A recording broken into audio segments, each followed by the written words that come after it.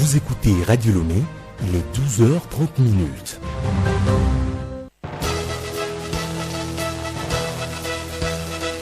Le journal Bénédicte Kanda.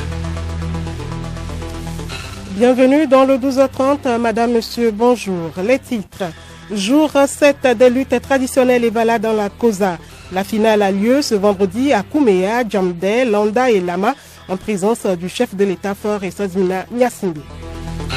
À suivre également des séances de sensibilisation organisées sur les terrains de lutte. Elles concernent les maladies sexuellement transmissibles et la protection de l'environnement. Présent dans de nombreux produits alimentaires comme le soda, les chewing-gums et le dentifrice, l'aspartame est classé cancérigène possible par l'OMS. Et puis en sport, l'ancien défenseur de l'Entente 2, de l'Étoile filante et de la sélection nationale, Lawson Plaka Latevi Handel, a quitté ce monde. Il s'est éteint mercredi à Lomé.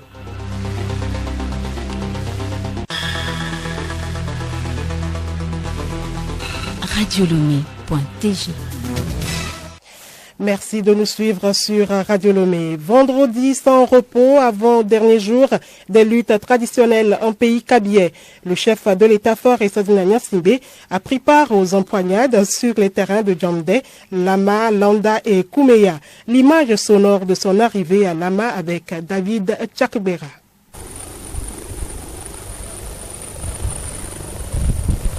Tout comme aux étapes de Sarakawa et à Bandeyaka la veille, puis à Djamdé, cet avant-dernier jour, c'est à bord de son hélicoptère blanc que le chef de l'État Fort et Sazmina Nyasingbe s'est posé sur le terrain de lutte de Lama à 9h56 sous des cris d'ovation du public. Au pas d'athlète et rassurant, le président Fort, après avoir salué les anciens militaires et la foule rassemblée à la queue de l'appareil posé au sol, a brisé le protocole pour aller saluer les enfants qui, eux aussi, étaient massés près des adultes. Tout patiemment, le président a pris 10 bonnes minutes pour saluer les personnalités et les personnes handicapées rassemblées sous la patame dressée pour la circonstance. La poignée de main donnée aux personnes en situation de handicap les a fait crier de joie comme ceci.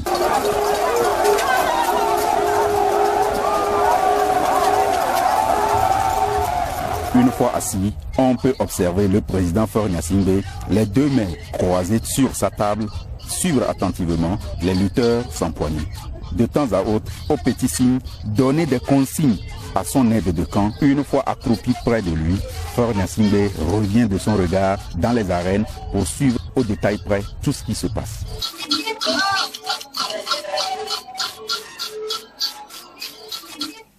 Merci à vous, David Tchakbera. Rejoignons à présent Salim Lemou sur le terrain de Lama. Salim, à vous. Et voilà, le champion de Lama Ba vient de terrasser le champion de Lamao. Et vous entendez la joie du public. La particularité ici à Lama, c'est qu'il y a des champions par catégorie. En première année, il y a 2 champions qui vont s'affronter. En deuxième année, il y a 2 champions aussi qui vont s'affronter. Et en troisième année, 2 champions aussi vont s'affronter avant que les autres ne commencent pas à lutter. C'est la particularité d'ici, Lama. Après donc Lama, le président de la République va se rendre à Kouméa pour la dernière finale de la journée. Je le disais tantôt, en début de matinée, il était à Djamdé où il a suivi la première finale. Après, il a été à Landa, puis il est venu à Lama. Il finira son trajet à Kouméa. Salim Lemo, vous suivrez vers la fin du journal les à côté assez drôles des Ébala dans la rubrique insolite du journal. Allons à présent à la découverte des cantons en finale ce vendredi. Le canton de Djamdé se situe au sud-ouest de la ville de Kara, à 25 km de la ville sur la nationale numéro 19. Le plus vaste canton de la Koja a une population essentiellement agricole et comprend aussi des éleveurs. Avec son parc animalier, Djamdé vit aussi du tourisme. Ce vendredi, au terrain du CEG Djamdé, Djamdé Ho s'oppose à Djamdé Ba pour la finale dans le canton. Le canton de Lama, lui, a donné son nom à la ville de Kara. Ce canton se situe donc en plein centre-ville. Lama, à l'instar de Djambé, connaît aussi sa finale ce vendredi. Le terrain cantonal du lycée de Lama prêtera son cadre pour la finale. Lamaba s'oppose à Lamaro. Le canton de Landa, lui, se situe à 28 km à l'est de la ville de Kara. Landa est composé des villages Kassi, Dewa et Landa qui vont se confronter à la coalition Kadia, Boulum et Bagalo sur le terrain du centre artisanal féminin. Cette finale sera animée de chaudes empoignades. Le dernier canton à observer sa finale ce vendredi est le canton de Kouméa. Le canton abrite le barrage de la Koza qu'il partage avec le canton de Tcharé. Pour marquer la fin des luttes traditionnelles, le terrain cantonal du lycée de Kouméa va servir d'arène pour la finale dans le canton. Les villages Kare, Sombe, Lou, Mandala et Sedina forment la coalition Teweye. Elle s'oppose à la coalition Piyu composée de Lauda, Feuda, Piyo, Pure, Batayo, Toyeda et Namangdina.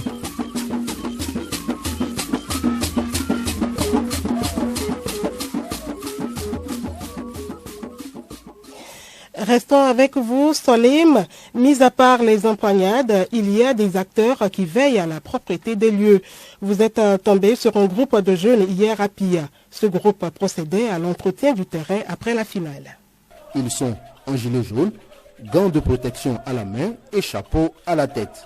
Ils ramassent des objets sur le terrain rouge de Pia. Kogoé, Matano. Nous ramassons les plastiques, les sachets de Piawata, surtout les sachets de Piawata.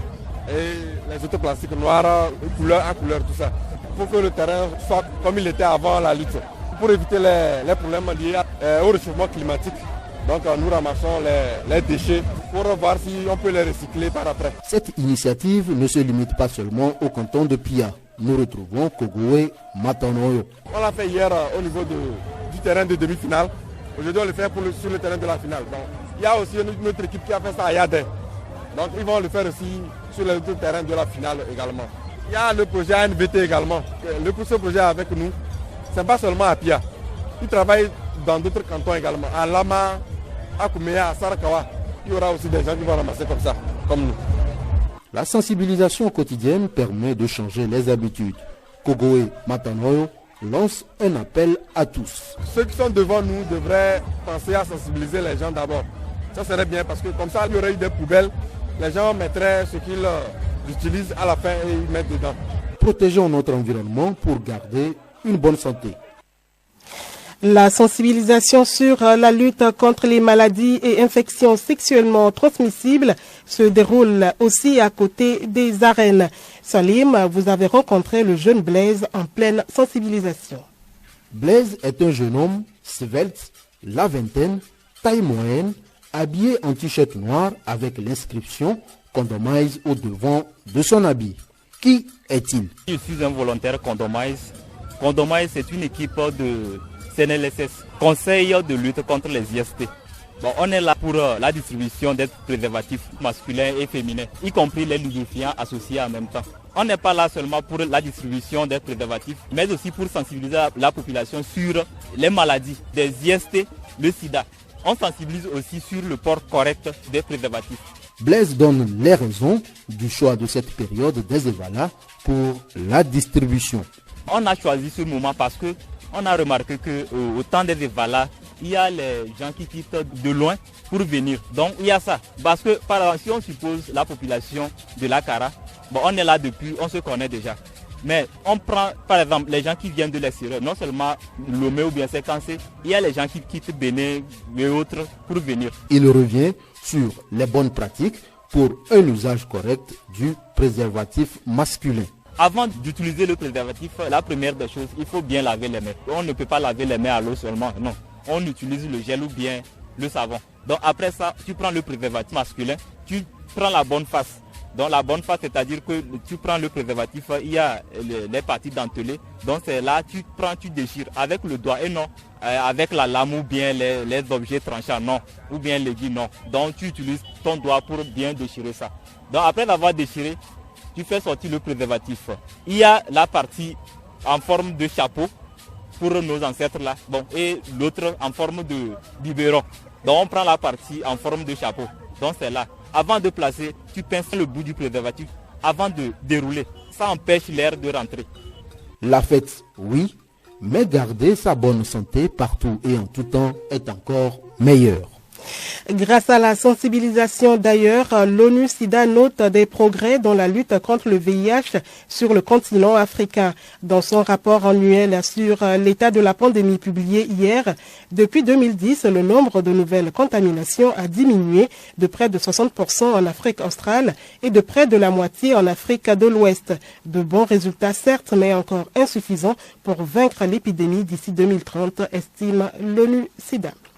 Santé toujours, l'OMS, Organisation mondiale de la santé, considère désormais que l'aspartame est peut-être cancérigène pour l'homme.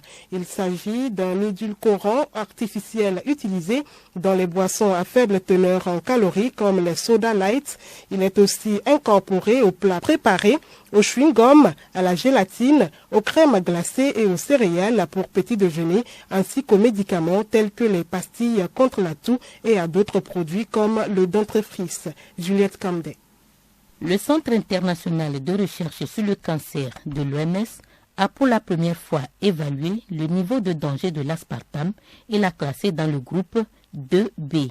La décision de placer ce produit chimique dans ce groupe a été prise sur la base des indications limitées relatives au cancer chez l'homme, en particulier pour le carcinome hépatocellulaire, un type de cancer de foie. Néanmoins, précise l'organisation, la dose journalière considérée comme étant sans risque n'est pas abaissée. Nous ne conseillons pas aux entreprises de retirer leurs produits et nous ne conseillons pas non plus aux consommateurs d'arrêter complètement leur consommation, a déclaré le docteur Francesco Branca, directeur du département nutrition, santé et développement de l'OMS lors de la présentation de 2 évaluations de cet édulcorant. Le comité mixte d'experts des additifs alimentaires de l'OMS et de la FAO, quant à lui, conclut que les données évaluées ne fournissaient aucun motif suffisant justifiant une modification de la dose journalière admissible, établie depuis 1981 à un maximum de 40 mg par kg de poids corporel, et donc qu'une personne peut consommer de l'aspartame sans risque dans la limite de cette quantité journalière. Avec une canette de boisson gazeuse light contenant 200 ou 300 mg de cet édulcorant, un adulte pesant 70 kg devrait consommer plus de 9 à 14 canettes par jour pour dépasser la dose journalière admissible, en supposant aucun autre apport en aspartame provenant d'autres sources alimentaires. Juliette Camdet. Un autre sujet dans ce journal, on la connaît pour son rôle de bocal ou de contenant de boisson.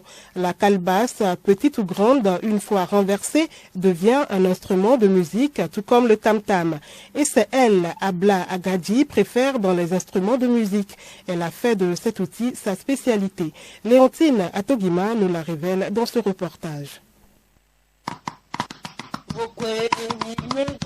Ce n'est pas le son d'un tam-tam, mais celui de la calebasse.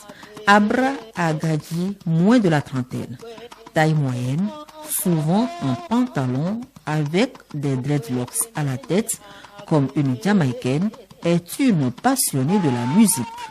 Une batteuse professionnelle de la calebasse, elle raconte comment elle est arrivée à ce choix. On ne m'a pas appris à jouer ça. Quand j'ai vu la calebasse, je me suis dit que bon, comme je sais jouer les tam-tam et autres là, ça aussi je peux essayer de faire quelque chose avec ça. Et j'ai commencé par jouer et je vois que bon, ça donne les belles mélodies.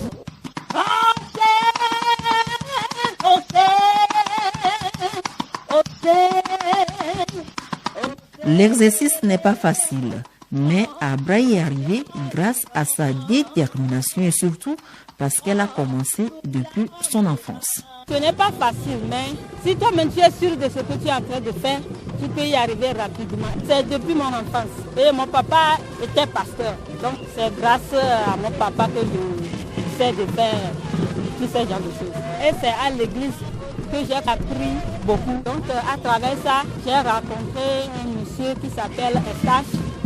Et c'est chez lui, j'ai bien appris à jouer la calebasse. Abra et Eustache sont un duo de la musique togolaise qui met en valeur les instruments traditionnels. Merci à vous, Léontine Atogima. On reste toujours dans la culture avec le rendez-vous culture de ce vendredi qui nous donne l'actualité artistique de ce week-end à Kara. Actualité oblige. Le Rire Evala 2023, une soirée 100% culturelle, Miss Régionale Kara et Miss Evala 2023. Voilà, entre autres activités au menu programmées lors des Evala 2023. Gabriel Ayena. La plus belle fille de l'édition 2023 des luttes traditionnelles Evala en pays Kabylie sera effectivement connue ce vendredi 14 juillet 2023 au Palais des Congrès de Kara à partir de 20h. Et demain samedi, ce sera le tour du comité Miss Togo de choisir toujours au Palais des Congrès de Kara les filles qui vont représenter les régions centrales de la Kara et des Savanes à l'élection Miss Togo 2024. Plus d'une vingtaine de candidates compétissent à cette super régionale Kara dont l'artiste invité est Tony X. Le candidat Rock Plaza sur la route de Ketao, quant à lui, offre toujours ce vendredi, dans la ferveur des Evala, une soirée musicale 100% traditionnelle au public de Kara et de ses environs. Deux grands noms sont à l'affiche, à savoir Wilfried Akare et Panato et Jazz. Retenez leur 20h. Et puis l'événement du fou rire lors des Evala cette année, c'est ce vendredi à l'esplanade de la station El Cachel 1 à Kara. Une soirée de l'Union des Kabyliens du monde en collaboration avec ses partenaires. Aux côtés des invités que sont Ralicia et des côtés de la Côte d'Ivoire, l'on retrouvera sur scène le chef intombable Giovanni, Docteur Dury, Modeste MP3, les deux tourbillons, de même que Brise et son papa. Le Rire Evala 2023, c'est à 19h. Ne vous faites donc pas compter l'événement. Merci à vous, Gabriel Ayena. Dans l'actualité internationale en France, le défilé du 14 juillet s'est déroulé ce matin sur les Champs-Élysées à Paris. Plus de 6000 participants et une centaine d'engins aériens ont paradé sur l'avenue des Champs-Élysées pour le traditionnel défilé du 14 juillet. En tribune, du côté des officiels, le président Emmanuel Macron et le premier ministre indien Narendra Modi, l'invité d'honneur cette année. Et puis les députés russes ont adopté ce matin une loi interdisant les transitions de genre. Cette loi bannit notamment les adoptions d'enfants par les personnes transgenres. Depuis la chute de l'URSS, les modifications de l'état civil, les opérations chirurgicales et les traitements hormonaux étaient accessibles en Russie. Ce n'est désormais plus possible. En sport, l'ancien capitaine de l'équipe nationale du Togo n'est plus de ce monde. Lawson Plaka La TV Andel a tiré sa révérence mercredi. Plusieurs réactions ont suivi aussitôt après l'annonce de ce décès. Le parcours de l'homme avec Clarisse Tambité. Il est parti à 64 ans. Lawson Plaka, ce géant de plus d'1,80 m, a été plusieurs fois capitaine du 11 national du Togo. Avec lui, capitaine dans les années, surtout 1990, le Togo n'a pas réussi une phase finale continentale. Certes, le joueur et ses coéquipiers ont été déterminants. La prestation de l'équipe nationale a encouragé les jeunes à emboîter le pas à leurs aînés. Comme conséquence faste, la qualification du Togo au CAN enchaîné de 1998, 2000 et 2002. La triste nouvelle a fait réagir les sommités du football togolais. D'abord, Madame le ministre des Sports et des Loisirs qui dit, je cite, « C'est avec tristesse que j'ai appris le décès de l'ancienne figure majeure du football togolais et ex-capitaine des éperviers des années 80-90, Lawson Plaka des suites d'une courte maladie. Toutes mes condoléances à sa famille biologique et à la famille du football togolais. » Le président de la Fédération togolaise de football, le sélectionneur national des éperviers et plusieurs autres acteurs ont aussi réagi. Autre actualité sportive, les éperviers héritent du groupe B des qualifications à la Coupe du Monde 2026. Il s'agit d'un groupe où le Togo va affronter le Sénégal, la RD Congo, la Mauritanie, le Soudan et le Soudan du Sud. Les réactions des différents acteurs au sujet de ce groupe du Togo à suivre dans nos éditions prochaines. Clarissa Tambité. Et pour terminer, l'insolite du journal, les Evala, ce sont des empoignades dans les arènes. Pendant que se déroulent les luttes, dans la masse, divers faits se produisent et qui agrémentent l'ambiance. Suivez plutôt. Good morning, Radio Lome 99.9 FM all over the country. The which traditional festival is going to begin in the regional of Kara. The apotheosis is known by the President of the Republic this day. All the liquids of Canton of Pia are beginning this liquids. They are northern and the south area. Thank you. Il s'agit à l'instant en anglais de M. Baka Koko, un enseignant d'anglais, fidèle auditeur de Radio Lomé et un passionné de journalisme. Avec sa gourde en calebasse qui lui sert de micro, il a fait le point des luttes dans la COSA. Des instants enregistrés par Gabriel Ayena.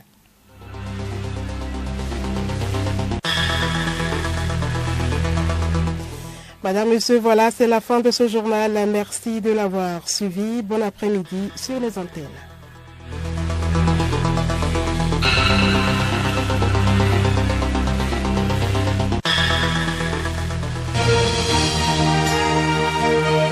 Radio Lomé, boîte postale 434, email radiolomé@radiolomé.tg.